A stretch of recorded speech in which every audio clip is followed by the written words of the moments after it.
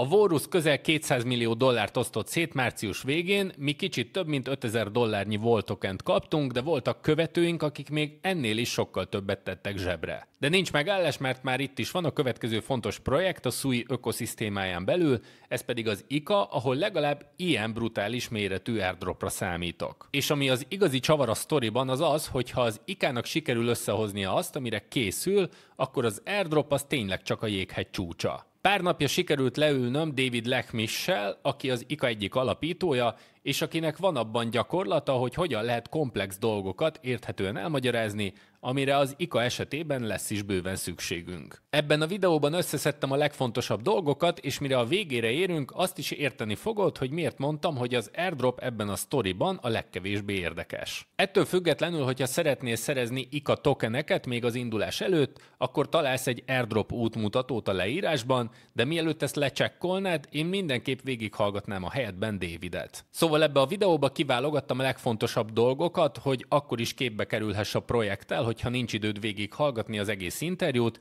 de hogyha mégis szeretnéd megnézni az egészet, akkor ahhoz is találsz egy linket a leírásban. Lássuk először is, milyen problémát akar megoldani az IKA. És ez egy olyan dolog, amivel már minden gyakorlottabb kriptós találkozott, és amire csak olyan megoldások léteztek eddig, amelyek pont szembe mennek az egész kriptó szellemiségével. When you're operating on one single chain, Bitcoin, SUI, Solana, whatever, when you're operating on one chain, you have a very, very strong security guarantee.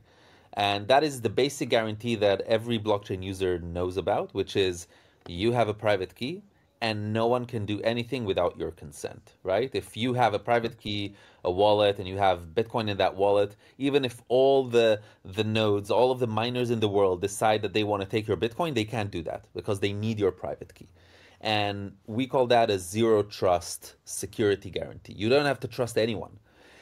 You can also recreate the state in case, let's say, validators or miners try to put in a transaction that is not valid, that wasn't signed by you. You can verify the state from Genesis. That's why you have a blockchain, right? So you can verify all of the blocks, all of the history, and then you can see, oh, this was a transaction that isn't valid because it's not signed by the owner of the private key, and then you can discard it. So blockchains are built on this zero trust security guarantee.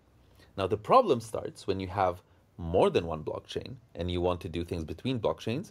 You have to trust someone to tell you what is the state of the other blockchain.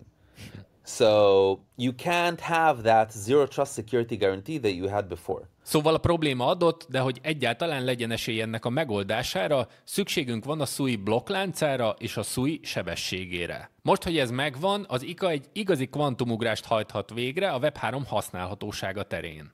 So we solved all of these problems with our new protocol. So our protocol is super fast, it's very scalable, and it can also be very decentralized. It can operate with hundreds and even thousands of parties.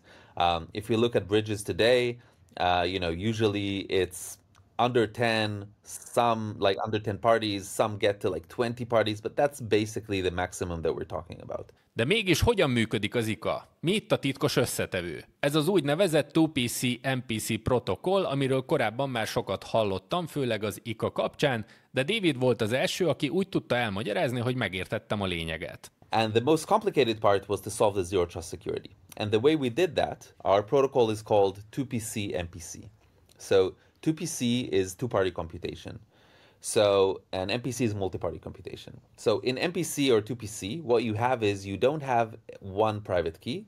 You have different shares, and together those shares can generate a signature just like a private key.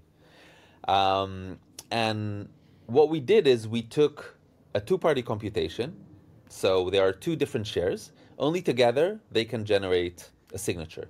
One share belongs to the user, and the other share is operated by the IKA network, and that's why it's called 2PC MPC, because operated by the network means we have a nested MPC. So actually what we have, in order to generate a valid signature, you need to have the user, so the user has to be involved, so there's zero trust, right? If the user doesn't accept or approve, then nothing happens. So you don't have to trust the other party, the network. But then the network itself, that can be very, very decentralized because we solved the decentralization problem, can also enforce logic. So if the network doesn't agree, then also a signature is not generated. So you can create smart contracts that determine whether or not a transaction is signed. And that means essentially, right, we said that this is very low level infrastructure, but on top of this infrastructure, you can build any type of logic that you want.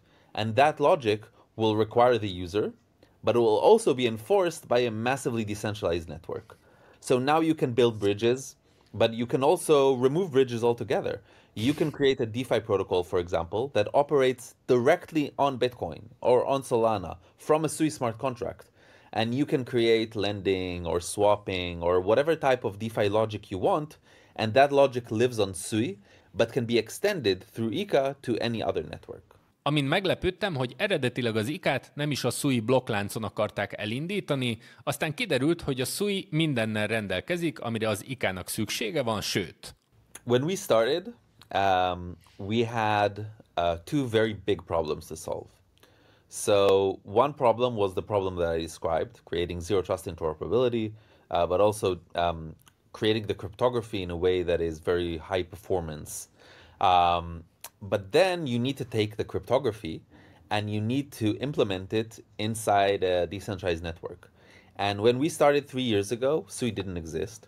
And we looked at the things that did exist, right? EVM and Cosmos and Polkadot and, you know, all the options that we had. And none of them were good enough. Like they were not acceptable. So we said, okay, there are two big problems to solve. One, we need to solve this cryptography problem, which is very complicated, of zero trust interoperability. The other problem is to create a high performance blockchain that will, you know, you'll be able to use as infrastructure. You'll be able to implement this cryptographic protocol that we're also creating. So we decided to focus first on the cryptography, which I'm glad we did, because while we were doing that, you know, Miston Labs were solving the other problems. So after 2 years, when we were able to complete the cryptography research and have our first version, we're now launching the second version of our protocol.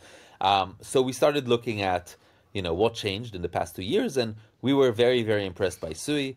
And we really thought that the design of Sui, I mean, obviously the performance, but also the basic design of being based on objects instead of accounts, and the move language, everything, we were very, very impressed. And at first we thought, like, we started an early partnership, and we thought about having kind of a separate network and having that network kind of read data from Sui with a light client. It was a bit more complex, but after a few months, we realized the best path was to just natively operate and coordinate directly on Sui, use Sui as our coordination layer, and just be natively available on Sui. Talán emlékszel még arra, amikor a Solana marketingjében a legfontosabb elem az volt, hogy mennyire gyors. Az IKA legalább ilyen gyors, vagy még gyorsabb lesz. Just to give you examples today, you know, distributed MPC federations usually have between like 4 and 8 parties. And they still take a few seconds to generate a signature, and they have a throughput of, you know, like a few signatures per second. And so for us to be able to scale to hundreds of parties and be sub-second signatures with thousands or even tens of thousands of transactions per second, signature per second, is something that is complete science fiction. And the only way we are able to bring that full potential is because we also have Sui to implement that on. David hivatalosan nem erősíthette meg, hogy lesz IKA airdrop, de spoiler alert, lesz IKA airdrop, viszont megerősített abban, hogy az IKA-hoz tartozó NFT-knek később is lesz majd fontos szerepe, úgyhogy ezt érdemes lesz észben tartanunk. I believe that the early community is a big part of a success of a protocol. Especially, you know, a lot of people ask us, like, why do you need and we have the largest community today on Sui. And people ask us, like, why do you need to have a community? You're low-level infrastructure, you're targeting developers. But what we tell them is that we want to give the first 10,000 users to every developer who uses IKA. And we already have such a devoted and such an enthusiastic community that every new builder that announces that they're going to utilize IKA already has so much attention for that community. So that's a huge plus for us as an infrastructure. So I believe that a community, and especially an OG community that forms like before the tech is even live, has a big part of a success of a protocol. And I believe that that success should be rewarded. I'm also very vocal about that on X, on Twitter. I think that community allocation should be larger than investor allocation, and I mean direct community allocation, right? Like public sales or airdrops or things like that. That should be larger than what you give private investors. For us, like this NFT collection represents the OG community of IKA. And I believe our community now is very large, but I believe it's just going to get bigger and bigger.